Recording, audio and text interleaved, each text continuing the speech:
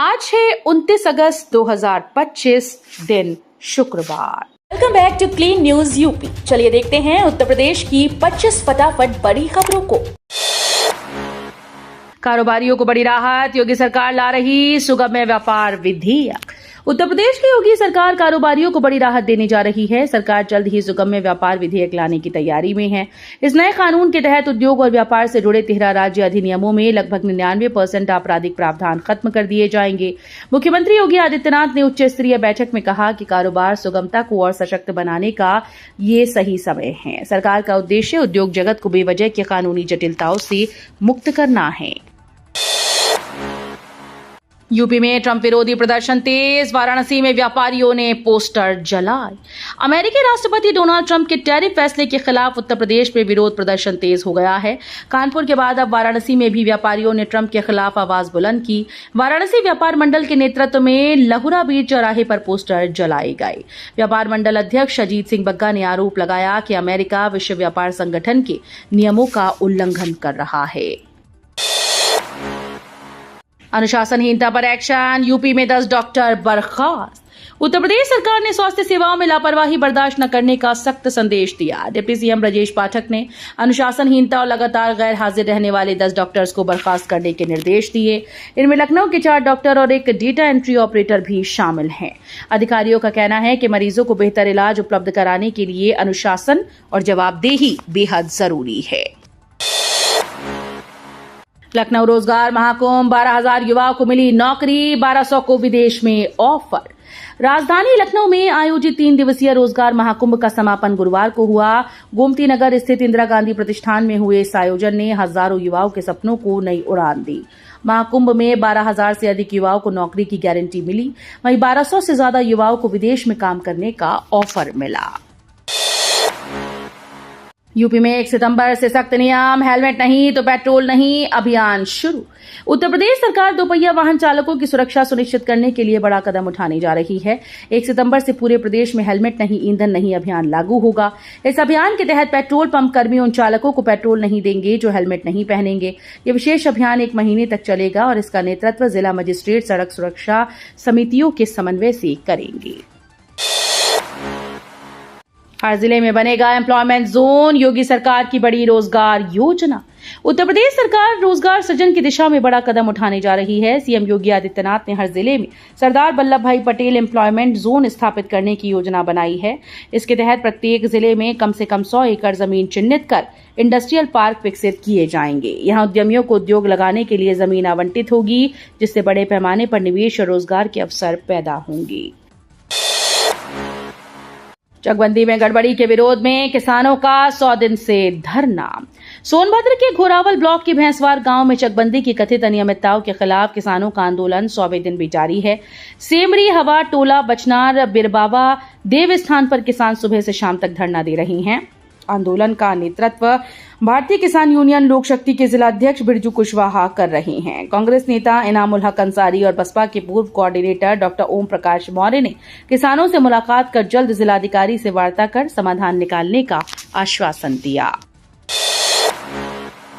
अखिलेश बोले, लोकतंत्र तभी सुरक्षित रहेगा जब भाजपा सत्ता से होगी बाहर। समाजवादी पार्टी के राष्ट्रीय अध्यक्ष अखिलेश यादव ने कहा कि भाजपा लोकतंत्र और संविधान के लिए खतरा है। उन्होंने दावा किया कि लोकतंत्र तभी सुरक्षित रहेगा जब भाजपा सत्ता से बाहर जाएगी। गुरुवार को जारी बयान में अखिलेश ने 2027 के विधानसभा चुनाव को उत्तर प्रदेश के भविष्य का चुनाव बताया। कानपुर सुपरस्टार्स की तीसरी जीत, रिजवी की तूफानी पारी से लखनऊ फाल्कन्स 8 विकेट से पराजित। यूपी T20 टूर्नामेंट में कानपुर सुपरस्टार का शानदार प्रदर्शन जारी है। इकाना क्रिकेट स्टेडियम में खेले गए 22वें मुकाबले में टीम ने लखनऊ फाल्कन्स को 8 विकेट से हराकर लगातार तीसरी जीत दर्ज की। पहले बल्लेबाजी करते हुए लखनऊ फाल्कन्स ने 20 ओवर में 8 विकेट पर 162 रन बनाए। जवाब में कानपुर सुपरस्टार के कप्तान समीर रिजवी ने छक्कों की बरसात करते हुए विस्फोटक बल्लेबाजी की। उनकी पारी और लखनऊ की कमजोर फील्डिंग की बदौलत कानपुर ने लक्ष्य मात्र 2 विकेट खोकर हासिल कर लिया। पूर्वांचल को बड़ी सौगात, सहजनवा दोहरी घाट नई रेल लाइन से बदलेगा विकास का नक्शा। पूर्वोत्तर रेलवे की बहुप्रतीक्षित सहजनवा दोहरीघाट नई रेल लाइन परियोजना पूर्वांचल को नई रफ्तार देने जा रही है। कुल 81.17 किलोमीटर लंबी इस लाइन को 3 चरणों में पूरा किया जाएगा। पहले चरण में गोरखपुर के सहजनवा से बांसगांव तक 32.95 किलोमीटर लाइन का निर्माण कार्य शुरू हो चुका है। इसके बन जाने के बाद गोरखपुर से वाराणसी और लखनऊ जाने वाली ट्रेन के लिए ये एक वैकल्पिक मार्ग उपलब्ध कराएगी। हाई सैलरी जॉब्स में नोएडा नंबर 1, गाजियाबाद दूसरे स्थान पर। उत्तर प्रदेश की आर्थिक राजधानी नोएडा ने एक और उपलब्धि हासिल की। कॉर्पोरेट मंत्रालय आयकर और उद्योग विभाग की ओर से जारी 2023-24 सर्वे के अनुसार नोएडा प्रदेश में सबसे अधिक हाई पेइंग जॉब्स देने वाला शहर बन गया। यहाँ 4 लाख से ज्यादा लोग 50,000 रुपए प्रतिमाह से अधिक वेतन वाली नौकरियों में कार्यरत हैं। इस सूची में गाजियाबाद दूसरे नंबर पर है, जहां करीब 2 लाख लोग 50,000 से ऊपर की सैलरी पा रहे हैं। गाजियाबाद को जाम से मिलेगी राहत। गाजियाबाद में ट्रैफिक जाम की समस्या के समाधान के लिए 2 बड़ी योजनाओं पर काम शुरू हो गया। राजनगर एक्सटेंशन में बढ़ते जाम से राहत दिलाने के लिए जीडी और ट्रैफिक पुलिस ने संयुक्त निरीक्षण किया। अधिकारियों ने जाम पॉइंट और यू टर्न का जायजा लेकर स्थायी समाधान की दिशा में कदम बढ़ाए। वहीं लालकुआ से ज्ञानी बॉर्डर तक जीटी रोड के 15 किलोमीटर हिस्से को नेशनल हाईवे घोषित करने की तैयारी की। हर ई रिक्शा पर चालक का नाम और नंबर अनिवार्य, महिला आयोग अध्यक्ष के निर्देश। उत्तर प्रदेश राज्य महिला आयोग ने महिलाओं की सुरक्षा को लेकर सख्त कदम उठाया। आयोग की अध्यक्ष डॉक्टर बबीता सिंह चौहान ने निर्देश दिए कि अब हर ई रिक्शा पर चालक का नाम और मोबाइल नंबर स्पष्ट रूप से अंकित होना चाहिए। बाराबंकी दौरे के दौरान उन्होंने अफसरों के साथ बैठक में यह आदेश दिया और एडिशनल एसपी को तत्काल पालन कराने को कहा। उन्होंने कहा कि मुख्यमंत्री योगी आदित्यनाथ इस मुद्दे को गंभीरता से देख रहे हैं। वाराणसी झटपट पोर्टल पर आवेदनकर्ताओं को बिना मीटर के मिला कनेक्शन, कंपनीज की लापरवाही उजागर। वाराणसी में बिजली विभाग की बड़ी लापरवाही सामने आई। झटपट पोर्टल पर आवेदन करने वाले उपभोक्ताओं को कागजों में नया बिजली कनेक्शन तो दे दिया गया, लेकिन मीटर अब तक नहीं लगाया गया। ग्रामीण क्षेत्रों में मीटर लगाने की जिम्मेदारी विभाग की है, जबकि शहरी इलाकों में ये काम जीएमआर और जीनस कंपनीज को सौंपा गया है। रेलवे की 2 बड़ी सौगात, गोविंदपुरी पर 50 नई ट्रेन, अयोध्या जनकपुर सीधी ट्रेन की तैयारी।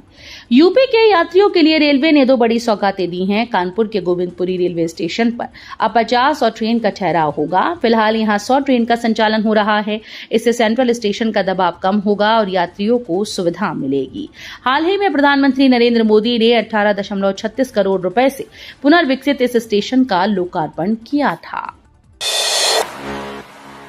5 और 15 साल के बच्चों का आधार बायोमेट्रिक जरूरी, यूआईडीएआई ने स्कूल्स को दिए निर्देश।